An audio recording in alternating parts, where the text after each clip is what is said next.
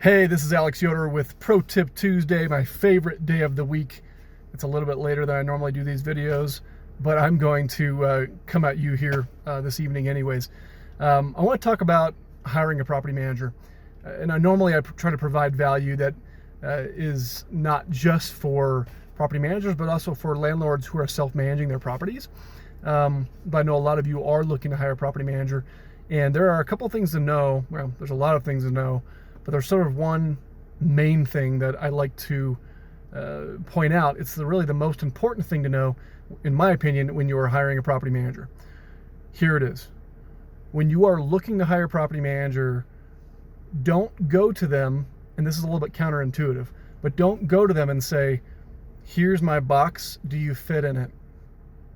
You want to go to them and say, what does your box look like? And then decide if their box fits inside of your expectations. Because here's the problem. If you go to a property manager and say, hey, I want to be involved in maintenance. Hey, I want to talk to my tenants directly. Hey, I want to be involved in screening, whatever unique provision that you want to have supervision over. They may make exceptions just because they want the business, and they want to sign you up as a homeowner. And so now they're kind of breaking their own rules. The problem is that opens up for a huge margin for error. And in my opinion, most good management companies do not make those kind of exceptions. They have a flat way that they always do X, and they do it across the board. That way they're consistent and don't make as many mistakes. Everyone makes some mistakes, but not as many mistakes. So just, that's the thing to know. Don't go to them and say, this is what I need you to do. Go to them and say, how do you do these things? And then you as the owner can decide, okay, do I like that? Does it fit inside my expectations?